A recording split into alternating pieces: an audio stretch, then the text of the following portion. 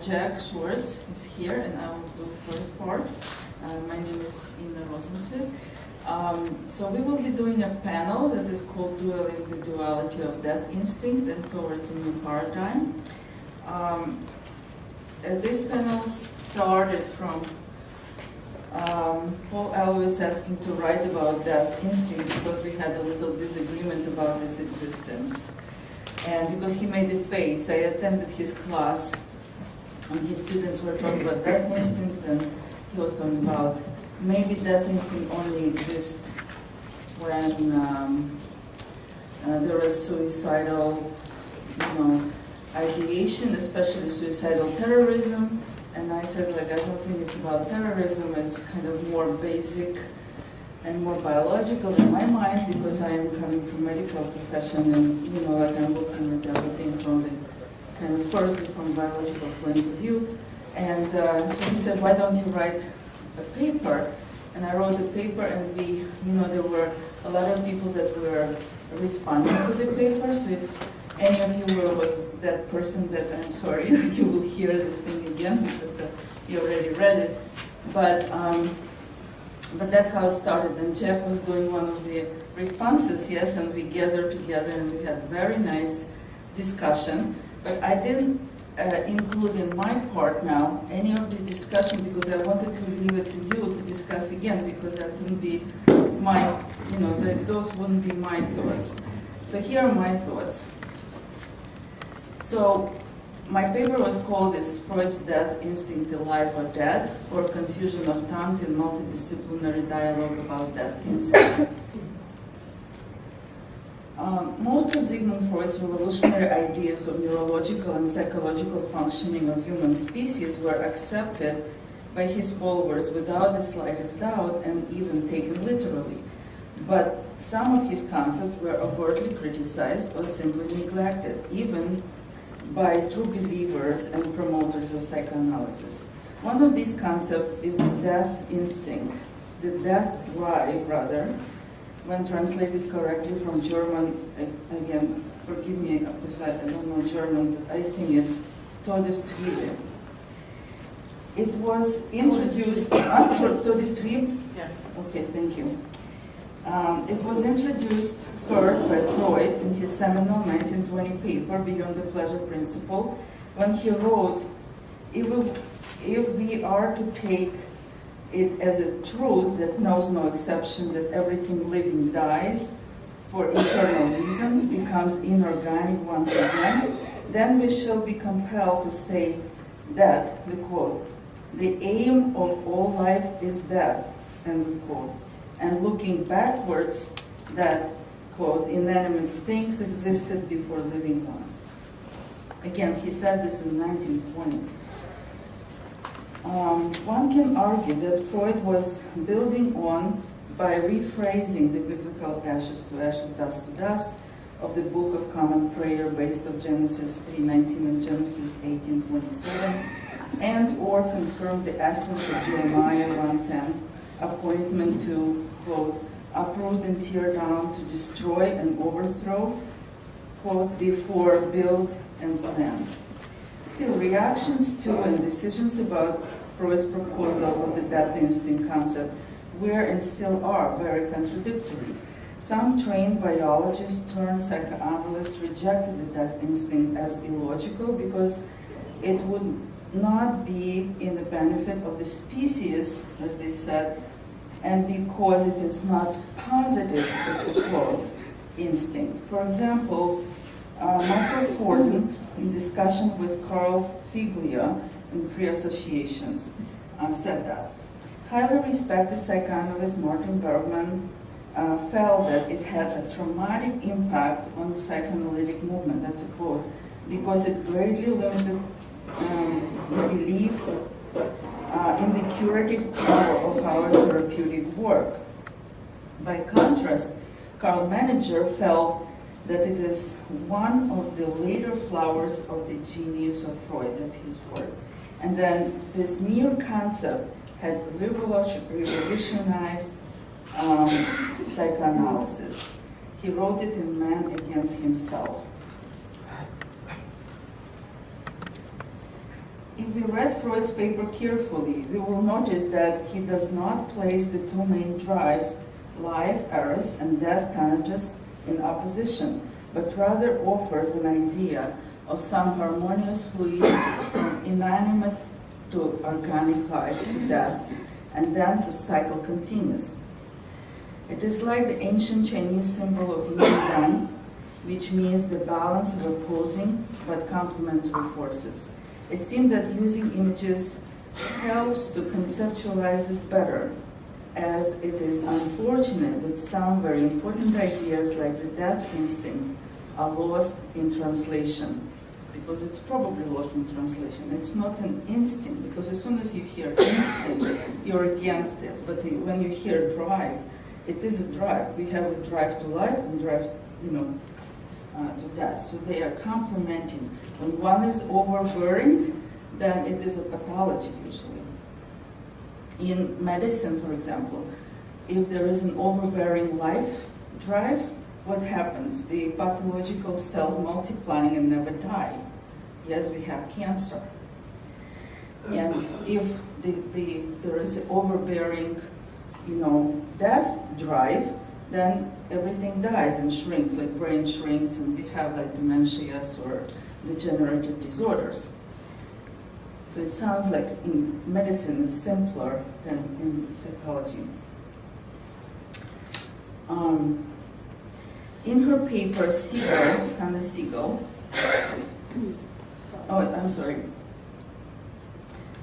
we can agree that Hannah Siegel, who had always disagreed with the translation of Trieb as instinct, pointing out that the best translation is the French pulsion. The nearest word in the English would be drive. She wrote this in her paper on the clinical usefulness of death instinct, International Journal of Psychoanalysis. In her paper, Siegel uses examples from literature, the first of which is Jack London's Martin Eden, who commits suicide by drowning and who expresses contempt and hate towards the part of himself that clings to life. Martin experiences pain that is tearing his chest apart. The hurt was not death, was the thought that oscillated through his reeling consciousness. It was life, the pangs of life, that awful, suffocating feeling. It was the last blow life could deal him. The idea of life and death being just parts of whole was not Freud's original one. In short footnotes to Beyond the Pleasure Principle, he acknowledged the contribution of Sabina Spielrein, who in 1912 wrote the quote, profound but little known paper, Destruction as the Cause of Coming into Being. English translation was published for the first time in 1994 in Journal of Analytical Psychology. Spielrein, who treated children in her white nursery, because it was painted all white, everything inside was white, in Soviet Russia, and subsequently perished in the Holocaust, was marginalized by the mainstream medical and psychological world for her feminist, developmental, and eclectic approach to psychology. Since Freud believed that all of our provisional ideas, this is a quote, in psychology will presumably one day be based on organic structure, he wrote this in 1914 in his paper on narcissism, he tried to explain psychological psychoanalytic phenomena by utilizing some objective biological ones. This is how he connected the very biological concept of the death instinct, or death drive, or inorganic state, nirvana, to a person's psychological and behavioral regressive tendencies and repetition compulsions. In 1931, the League of Nations proposed an exchange of letters between the intellectuals of various disciplines, which was meant for publication on the topics of why war. Albert Einstein was approached first, and he chose Freud for this task, mainly because he believed that Freud and his theories on instinctual life could shed light on a question which seemed the most insistent of all the problems civilization has to face. Why war? While So it was published, this communication, the correspondence was published in 1932. While Freud was surprised by the invitation, knowing that Einstein did not really believe in psychoanalysis, he engaged in the discussion and stated the following: "We assume that human instincts are of two kinds. Those that conserve and unify, which we call erotic or else sexual, and secondly, the instinct to destroy and kill, which we assume as the aggressive or destructive instinct. But we must be chary of passing over hastily to the notion of good and evil. Each of these instincts," so he's talking about more basic stuff than good and evil is more, out there, psychological and philosophical.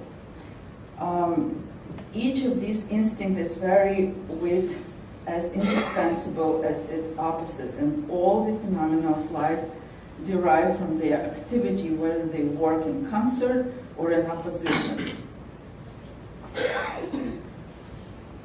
As we see here, Freud's views of erotic, libidinal, sexual, constructive, love, instinct, drive, or force as important as the aggressive, destructive, death, instinct, hate phenomena of life. Another interesting point should not be neglected. Freud warns us not to use the higher philosophical and intellectual construct of good and evil, mostly because the life and death instinct are innate, basic to every human being, good or evil. Drives are not the philosophical construct as some people perceive them. As a clinician, Freud explained his drive theory in clinical terms.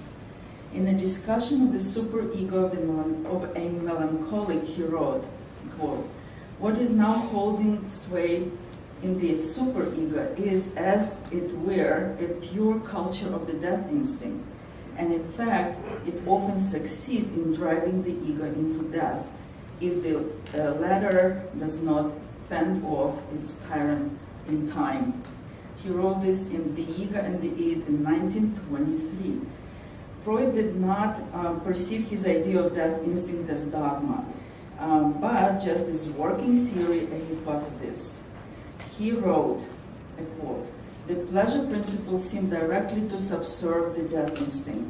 At this point, innumerable other questions arise to which no answer can be given. We must be patient and wait for other means and opportunities for investigation."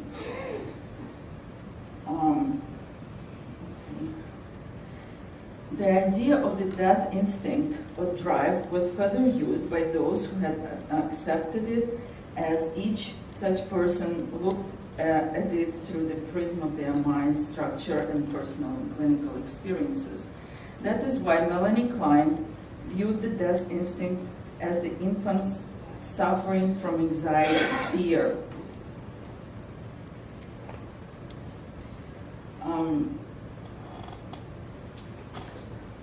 Anxiety, fear, and experiences of birth trauma, hunger and frustration, to which the rudimentary, underdeveloped ego of the infant responds by using fantasies of splitting and projection.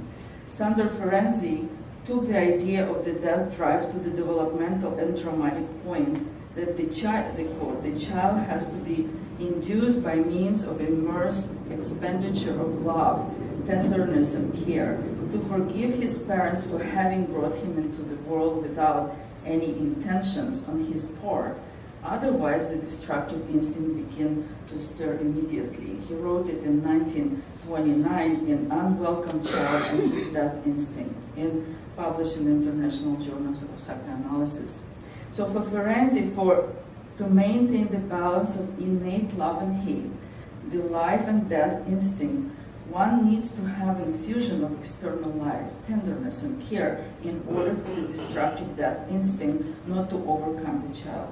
Ferenczi insisted that traumatized individuals have a, quote, diminished desire for life as a result of this imbalance between two main life forces. In Man Against Himself, Karl Menninger makes the best argument for the impact of the death instinct for clinical practice.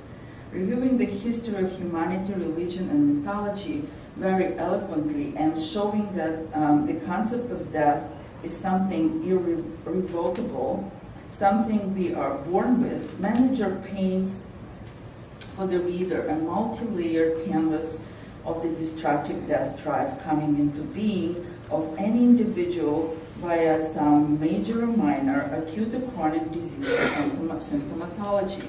Menninger highlights one's aggression as being a main component of the death drive.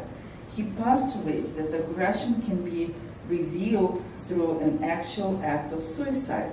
Some forms of chronic suicide, such as asceticism, taboos, martyrdoms, alcohol addiction, neurotic invalidism, and others, so-called focal suicides, such as self-mutilation, purposeful accidents, and fragility or impotence.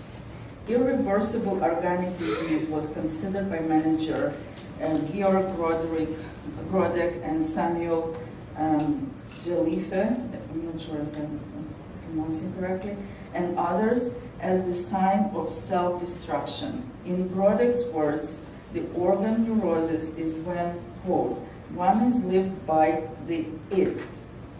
He wrote the book of the it in 1979. In Jalife's terms, and it went, quote, behavior patterns eat their way into structure and cannot be recalled. It is quoted by Menninger in 1940 in Review of Man Against Himself.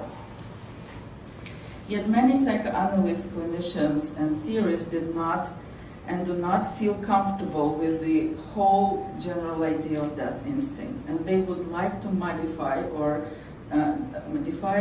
discard it completely. For example, Donald Winnicott admitted that, quote, it would give him happiness if he could relieve Freud of the burden of carrying it forever on his Atlas shoulders. He wrote it in the use of an object in the context of Moses and monotheism in 1969.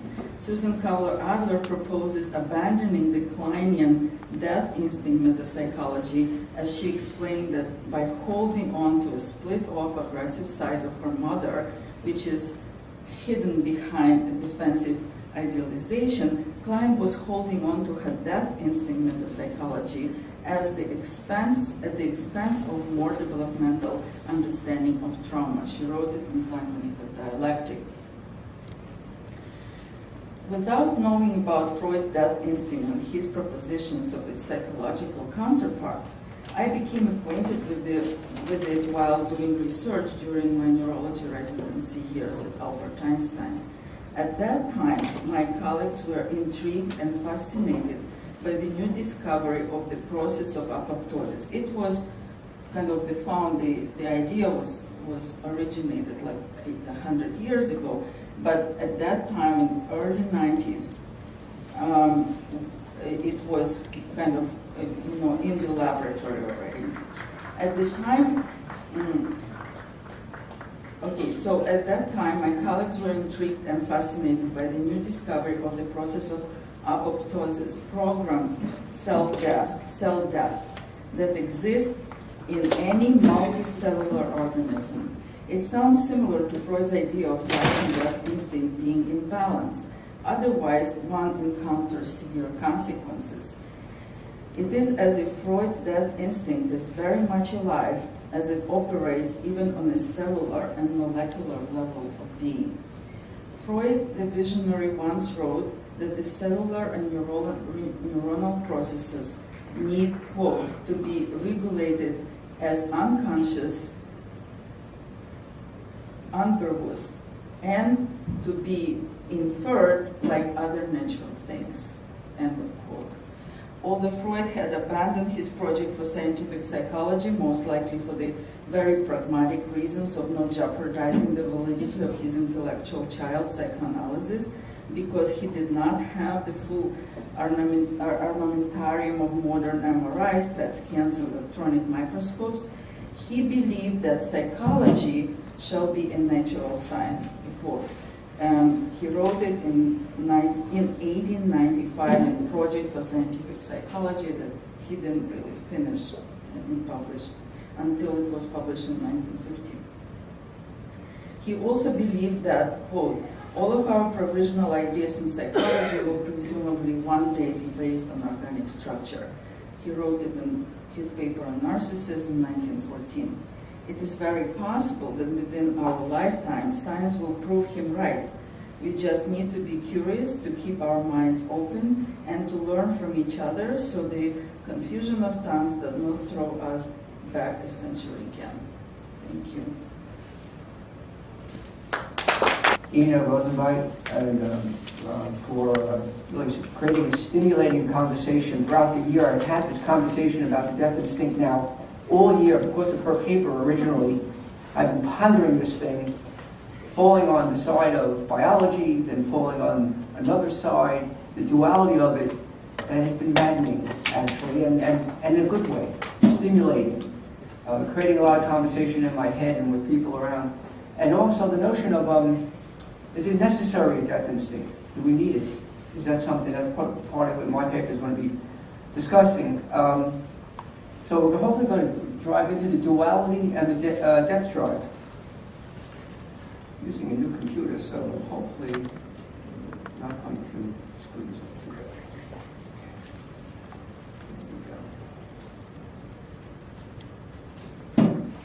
There we go. Sorry.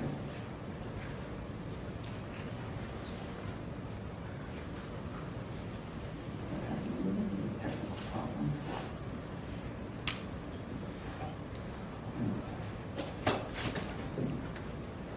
Okay, let's start.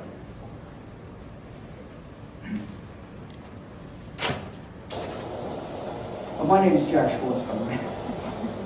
Emaciated, lifeless, thrown together in a dirty barracks, destiny brought me together again with the women whose bread ration had fallen into the latrine at Auschwitz. She died on the floor one morning in my presence. Her daughter sat next to her, indifferent and numb. We had been approximately 2 weeks in the snake pit without eating or drinking. People died like flies. They simply collapsed. Death was everywhere, and death was anticipated. This is an excerpt from Memories of My Childhood in the Holocaust by Judith Jagerman. The above is one of countless poignant moments in a narrative of unthinkable tragedy and horror that Ms. Jagerman documented in her recollection of the concentration camps. Ms. Jagerman somehow survived the years of unimaginable suffering, eventually settling in Israel, where she lived well into her senior years. As Dr. Rozentsvit suggests in her paper, that as perhaps we reconsider the idea of the death instinct, especially in light of the current social trends, maybe related to suicide, mass shootings, suicidal terrorism. Is the death instinct still alive in the 21st century? We return to this subject that's presented here. So, Freud himself had a difficult time settling on the name of the drive, sometimes referring to it as aggressive drive or hate drive, death instinct, death drive, death instinct, thanatos in the Greek. The concept was clearly to express an antithetical force that operated silently, always working against life satisfaction. In Freud's view, the self is in battle. The goal of psychoanalysis is to know oneself in the deepest way, to release the underlying forbidden truth in order to free us from the personal myths of fabricated memory, leading to a greater, truer sense of self, free of repressive forces that rob our sense of productivity in the world. And for Freud, the death instinct became a representation of all that suppresses and represses one's truer nature. The force which works against knowing, and by extension, the force that is against living in a emotionally satisfying life, which Freud, as paradoxically points out, whose inevitable true destiny is to die.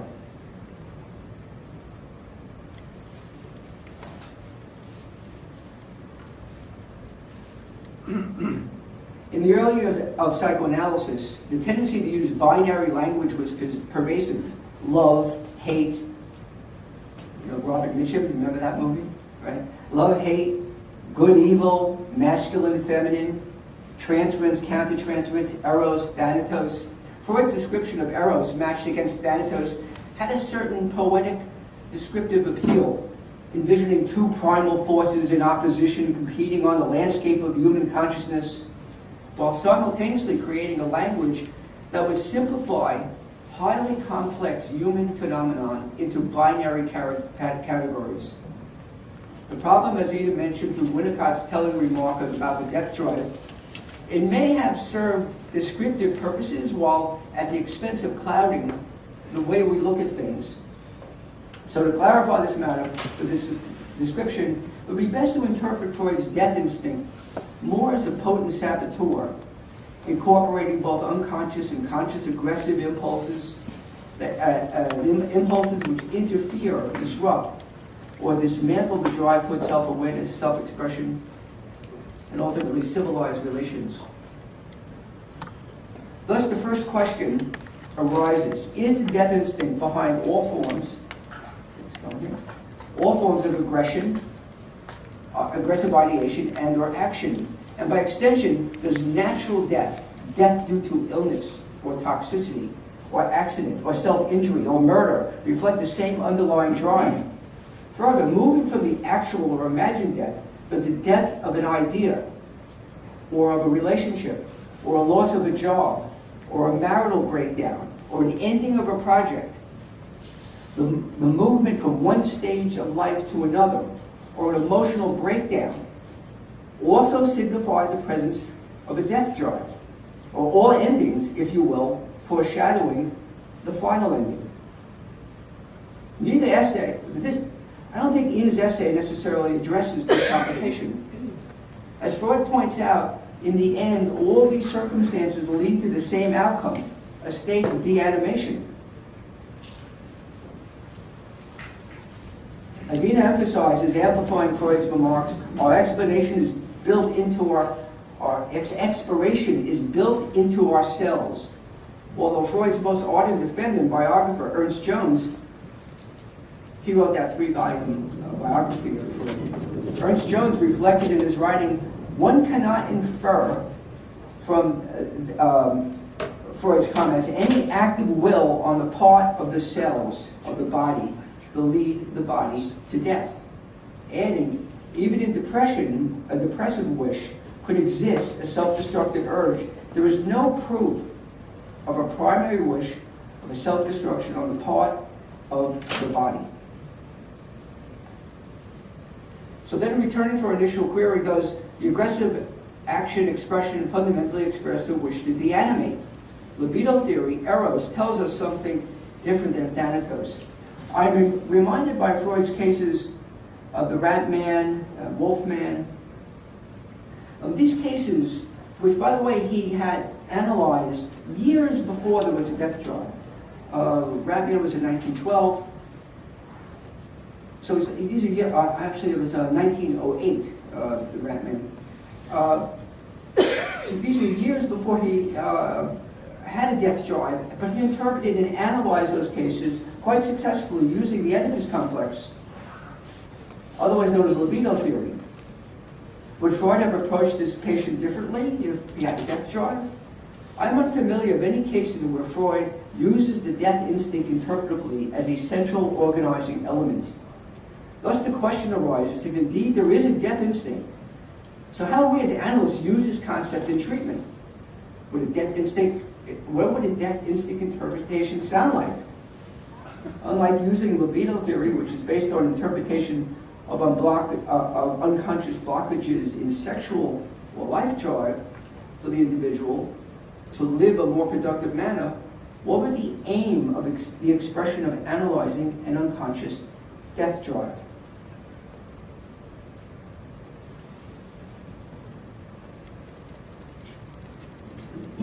Kind of like that, isn't it?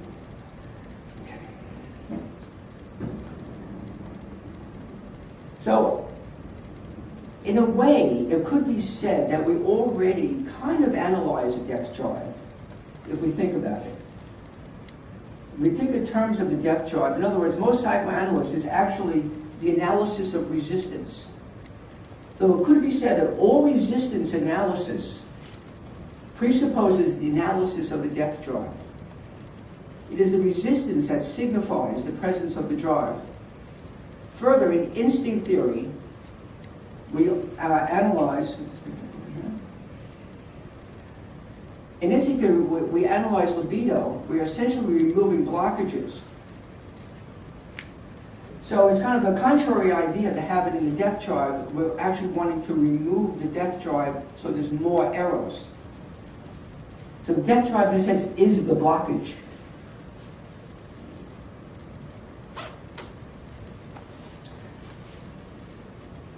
So staying on this point of, we're talking about the death instinct. Do we include most acts of thoughts of aggression?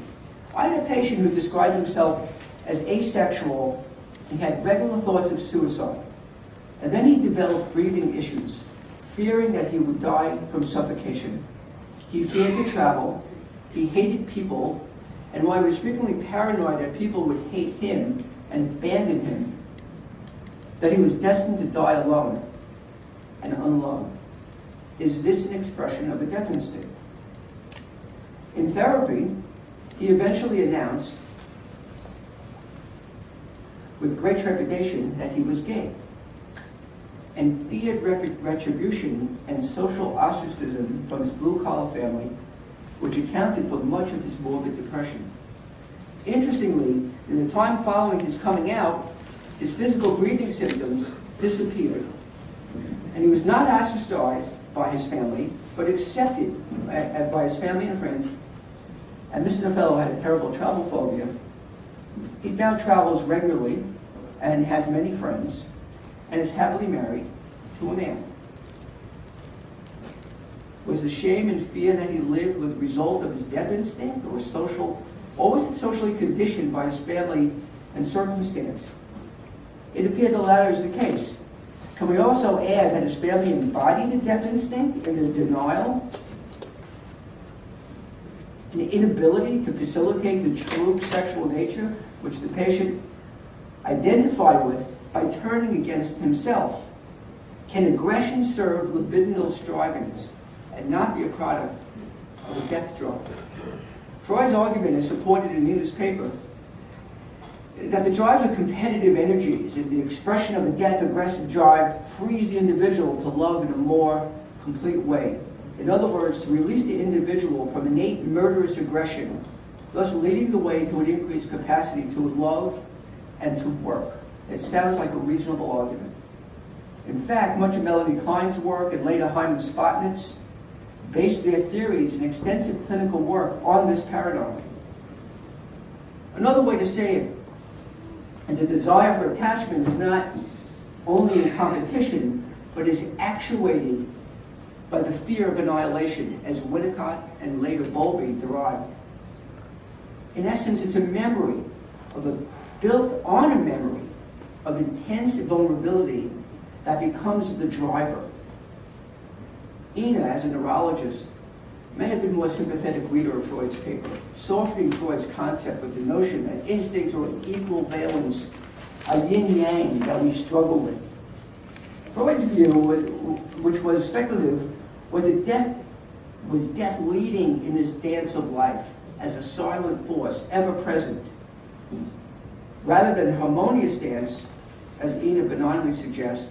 I feel Freud saw us more at war from birth, always fighting off a wish to a deanimation and a wish for forbidden sexual encounter.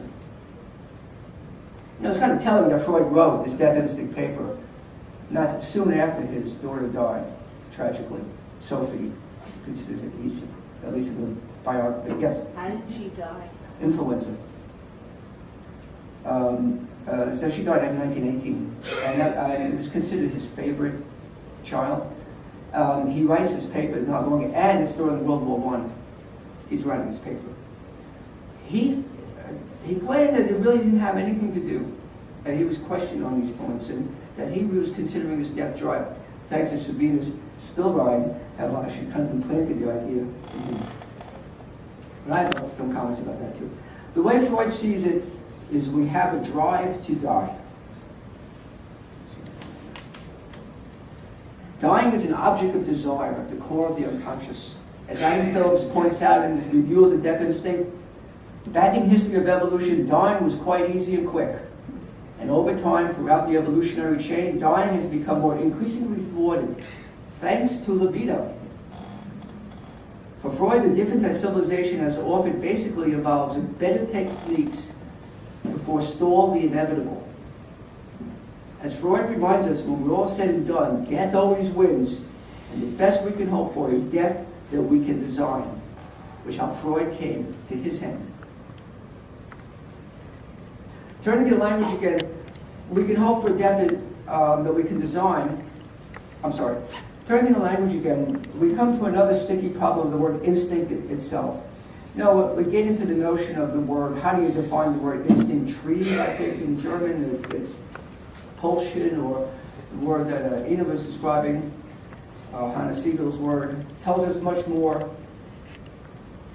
Freud certainly saw his work in relation to natural selection and inherently instinctive, that is, unlearned. From Darwin's perspective, he viewed, we need Darwin here, right? We need to have Darwin. From Darwin's perspective, he viewed instincts as an innate tendency in animals aimed at preservation, adaptation, procreation, in other words, survival of the species. I don't believe Darwin would have accepted death instinct inasmuch of the wish to kill and the tendency to die off as a necessary tool of species preservation. Sick members of the herd or tribe die out, making room for healthier members, or the killing of rivals reflects merely an attempt to cultivate as many resources for the group over another group. Thus, the act of killing is not a derivative of a death instinct, but designed for species preservation. Darwin would suppose that procreation is indeed a kind of an extension of an innate tendency of the life preservation, and that death in this cycle is merely a physical happenstance in the whole process. What analysts and theorists have struggled with is the concept of what constitutes an instinct. And mostly instincts have been aligned to the notions of innate adaptation and self-preservational tendencies. So Freud did not sit well with many people. And were to accept Freud's postulate, then do animals have a death instinct? Like salmon swimming upstream to spawn and only to die of exhaustion? Is that what Freud was referring to? Are we salmon swimming upstream through our life only to die so the next generation could be born?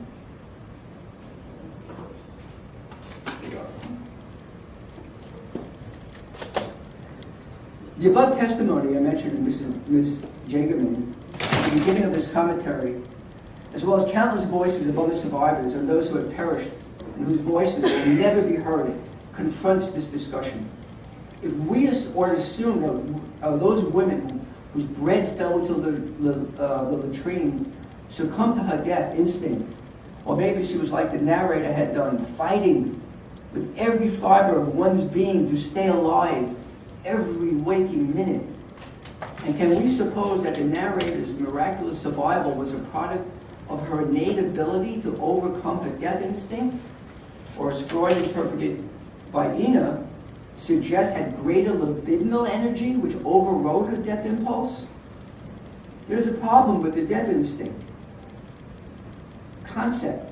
Does not take into account the idiosyncratic capacities, culture, histories, disposition, temperament that enables an individual to make do in this world. To interpret Ms. Jagerman's narrative through a death instinct would seem as incredibly narrow and erroneous, even callous. In fact, we see that individuals in that story, against all odds and hope, valiantly struggle to stay alive as long as they can. And one of the German captives, was it their death instinct at play in their wish to torture and to destroy these women and in fact exterminate all Jews from earth? Do they operate from the same death instinct, the same libidinal instinct? At this moment, the death instinct seems arbitrary. I catch base in a label at best to say something without explaining it.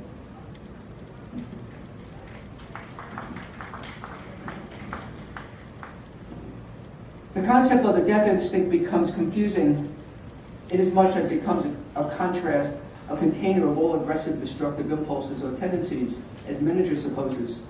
Is a death instinct ubiquitous belief that merely and neatly labels a complex phenomenon that incorporates both innate social, historical factors that do not yield easy to interpretation? When we look at first, when we look at this first, refutes the innateness of the death instinct on the grounds that mass shootings or suicide terrorism, they erupt out of a context of a cultural psychological structure. Paul Ehrlich wrote in that recent Clio Psyche, the one before the recent one that came out, he wrote in commentary to the death instinct, one man or nation's heroic martyr can be another man or nation's suicide terrorist. So that a man's action derived from an innate unconscious design toward death. So we have to put things in context. And that's where sometimes the death instinct, becomes part of the cultural norm. The things that happen in our society, World Trade Center, Pearl Harbor, the Civil War, that becomes part of our collective unconscious.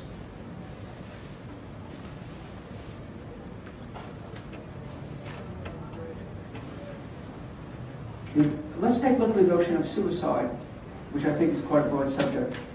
I recall not a long time ago, I recall a story about a young man who jumped off the George Washington Bridge after he was discovered to be involved in homosexual relations. The young man who tragically jumped feared the retaliation from his world for his homosexual interest, much as what my patient felt, who I spoke of earlier. My patient thought of killing himself, but instead he jumped in a different way by sharing with me his truth and began to live his life true to himself, unlike the young man who gave himself a death sentence for the crime of intolerance. Can the young man who jumped be compared to Freud, having his personal physician Max Schur inject him with a toxic substance to end his life, or for that matter, anyone else's suicidal response? Is that a comparative analysis in terms of what is the context of that experience? Is it comparable? Is it the same instinct operating? Christopher Bollas, in his recent work, this is Christopher Bollas, by the way. Christopher Bollas, in recent work, speaks of psychic pain as the key factor in psychoanalysis. He suggests that symptoms and destructive ideation comes out of the matrix of the attempt to come to terms with psychic pain. In this model, at least how I understand it, to sadistically inflict pain, both physically and psychically, would be seen as a defensive act of projecting the pain from the self onto or into the other as a means to seek a solution to one's suffering. In extreme manner, it would be an act of murder, or the other, suicide, reflects another solution, one through which violence is turned inward. The act of projecting that pain also serves the cause of a self-group preservation. And we talk about Hitler's rhetoric, and we talk about ISIS, we talk about the rhetoric of that there's kind of a multi-generational kind of anguish and drive in history that collects into the current generation. And so the acts of terrorism, the acts of this aggression, become some form of distorted, perhaps insane, solution to a problem that historically has been existing.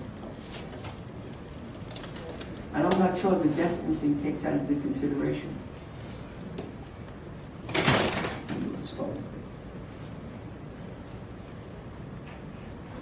So I wondered if the violence and aggression is not only part of the individual, but rather borrowed and implanted from one generation to the next.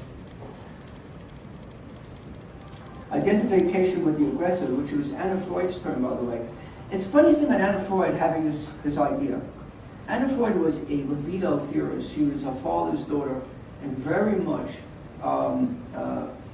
really forwarded her father's work and really kind of broadening it out. But she came up with the best object relations observation, identification with the aggressor, as a key component in terms that, in other words, to ensure psychic survival of a child, the child must find a way to endure the pain through the technique of identification with an abusive, oppressive, absolutely powerful object. That is why it's common truth that in the history of an abuser, one often finds the history of abuse. It's what the Germans did with Hitler and the anti-Semitic forebears, and the ISIS fighters do with aspects to Islam. They identify with the aggressor.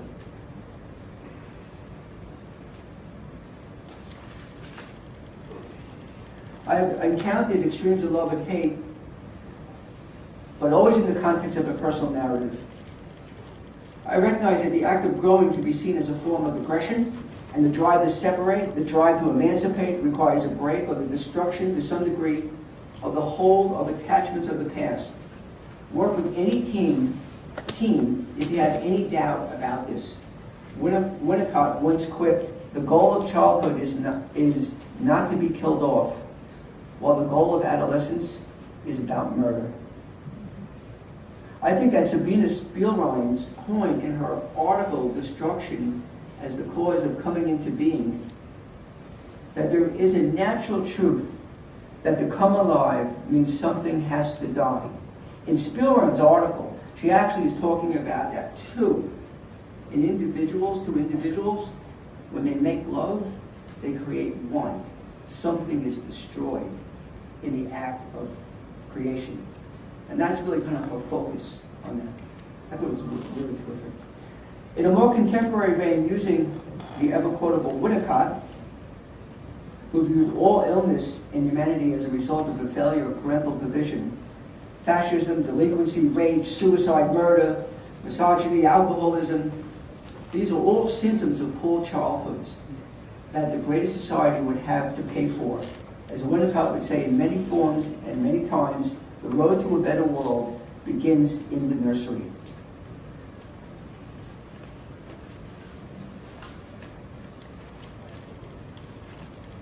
I'm going to push this forward a bit.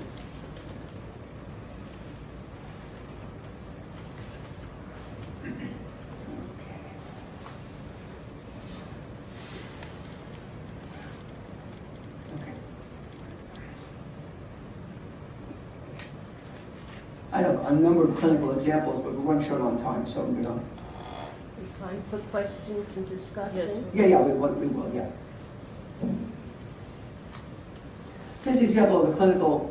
I had a woman who came in and worked with her, and I recall it, she was in her 50s, and she had severe emotional issues, family issues, emotional issues. And she also was thought to be a genius. She had... was a writer, had done tremendous research and this and that, but she had encountered numerous breakdowns throughout her life. And she came from an alcoholic, abusive family, and she was gregarious, creative, self-directed. She was in therapy. She was diagnosed with lung cancer, which appeared to be her death sentence. Determined to beat the illness, she gave up smoking and took on a better lifestyle. Then, against the odds, she responded well to her cancer treatments, and it was said that her cancer went into remission.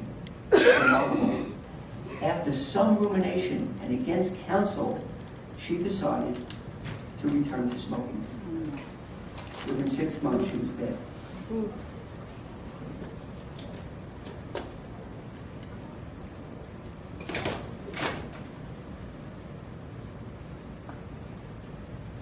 Another case. I worked in apathetic adolescent, a lot of adolescents are apathetic. I'll have another case, actually. Another patient who spoke of his murderous impulses he suppresses nearly every waking hour. Although only through extreme body piercing and substance abuse he was able to contain himself. Yet, as I worked with this patient who frequently spoke of death, hurting himself, and murder in a most callous manner, yet I began to notice that all his talk was defensive and it masked an extreme vulnerability to emotional injury and abandonment. And as he aptly commented, after much therapy, I guess it's no surprise to you that I have mommy issues. I bring up these two cases. Are these representative of the death instinct? Are they both related to the death instinct? Is there a death instinct in this? Or is it something else that's operating, something idiosyncratic to each person? I have a bunch of other cases too, people I work with. So who's unconscious do you believe in? That's really our question. Who's unconscious do you believe in? What are we avoiding to know? Are we thinking one thing and really thinking something else? In Freud's view, the instinct model is central. Whether it's a libido or death, there's an overriding innate element hardwired into us at the core of our being, irrespective of context. For Freud and Nina, the biology overrides the psychology. In other words, the biology is bedrock. The more contemporary view de-emphasizes instinctual leanings, supporting the notion that unconscious is built on a relational matrix that incorporates the absolute dependence of the infant on the facilitating or non-facilitating environment. The unconscious in the more contemporary paradigm is very diverse, involving an evolving thing that encapsulates and organizes the innate tendencies as well as the total field of the individual's experience, inclusive of transgenerational energies and attitudes, as Stollerow and Atwood would later label as psychoanalytic phenomenology.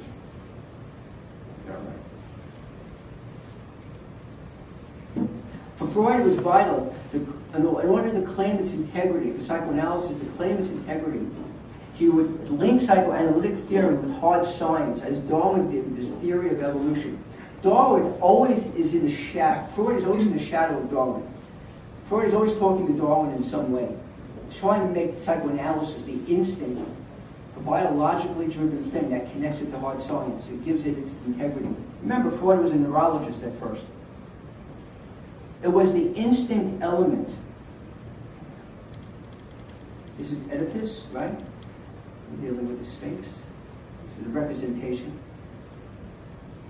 It was the instinct element, the sex drive at first, with the repression of the Oedipal as the signifier, that made psychoanalysis appeal, less conjecture, not just built on a highly speculative observations of hysterical patients. You have to think about the Oedipus complex. Freud's looking at this and saying, why don't people in the same family sleep together? He asked that question. He says, because we don't do that. He says, well, why don't we do that? He says, well, we're biologically driven not to do that. He began to notice that's an instinctual notion. And that links now to like keeping the species alive. He began to think how it's connected. The Oedipus complex was the signifier of the instinct. And it gave psychoanalysis kind of a scientific feeling to it. He was onto something there. It gave psychoanalysis the gravitas that it needed. For Freud, the death instinct was the last piece of the instinctual puzzle that he was sorting out. To solve the riddle of the Sphinx was to solve life's mystery. But it did not answer the incessant, nagging question of humans' tireless desire to preoccupy themselves as well as act upon aggressive, destructive impulses. In other words, death in all its varieties. For that he needed something else, something beyond the pleasure principle that can account for all this. The problem arises, which occurred with the theory of the Oedipus complex, that Freud's unconscious is a universal constant that exists through history and culture. That is rather reductionistic. All dreams are wishes, and for that matter, all dreams are sexual wishes. Although Freud was a highly creative thinker, his view of unconscious presented as devoid of the idiosyncratic energies that define our existential individual place in the world, which is why he parted ways with Jung and Adler and many students and colleagues in the years to follow. Freud's tendency to reduce matters to instinctual drive states have been argued and reimagined with the idea of object relations theory, attachment theory, as mentioned before, psychoanalytic phenomenology. The meaning of the unconscious is not biologically fixed enterprise, rather it's created and organized by idiosyncratic notion. I'll wrap up in a moment. I always have a note from Einstein, since we like Einstein. Einstein's on that TV show, if you see it on Discovery, or History Channel, the Einstein series is terrific.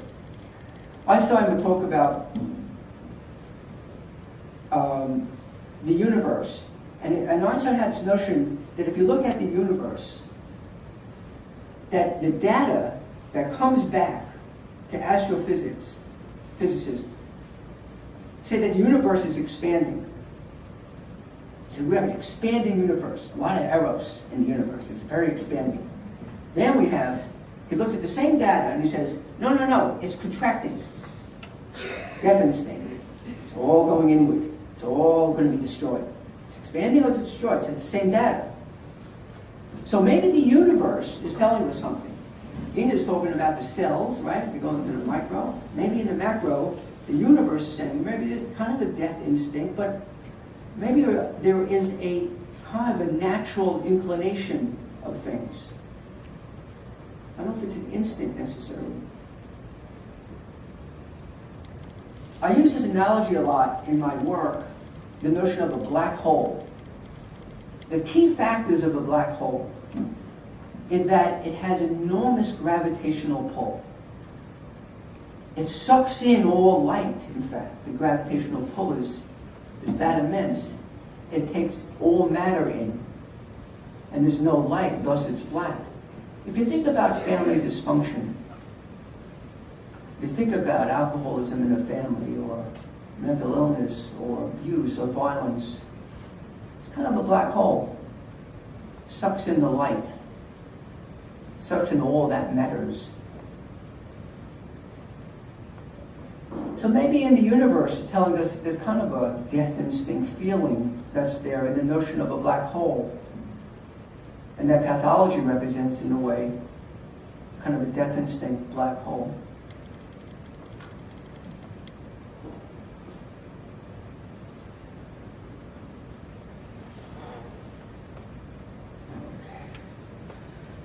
Almost again.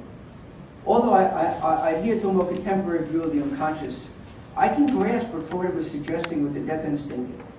If I align the death instinct akin to something to discussion of the nature of gravity. Death, like gravity, is an invisible force whose incessant influence is felt every day, always present, pushing down on us from birth onward. As gravity, the death drive is both inescapable and invisible. Can the gravity-death instinct linkage offer an insight into Freud's theory? If I'm reminded of the many children I've worked with who were frightened to go to sleep since they feared that sleep represented a kind of death, a separation from the tenuous safety of conscious relations.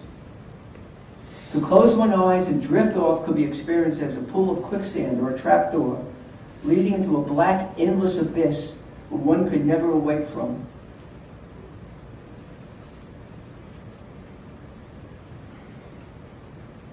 Pushing this further, perhaps sleep itself is an atavistic signifier of the presence of a death drive, a kind of a reminder of our non-existence, where we once were and where we will eventually end up.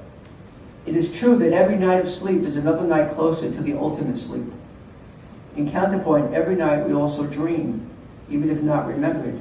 Could then we say, if dreams reflect the presence of libido, perhaps reminding us that we're still fighting to stay alive? Then in a way, the forces of life, dreaming, and the death, sleep, do battle on a nightly basis. The expression is a good day if I'm still above ground. I think the main thing about, in my work when I was thinking about this, that what separates humans from animals, and particularly in relation to the death drive, or all this, in fact, is that we as humans, we think about death. I don't know if bears and dogs and cats and fish think about death. We think about death. We morbidly are preoccupied with death. We think about our mortality. We have discussions at NYU about death. And so, our design as humans is not, it's about a death drive. Well, I think we have a drive to think about our mortality, to ponder our existence. And I think that's our drive, to try to understand and organize ourselves, knowing that we have mortality. And to think about the drive, to think about our mortality becomes our drive. So in conclusion, I'm not running too much over. Every night of sleep is another night closer to the ultimate sleep. I like that image of the death of a hanging man. Although Freud's brilliance is undisputed, we take nearly everything he pondered and wrote to become a new kind of gospel, which we must blindly accept. The death instinct, as he spoke of it in a speculative notion, needs further consideration, as he framed in much of his writing.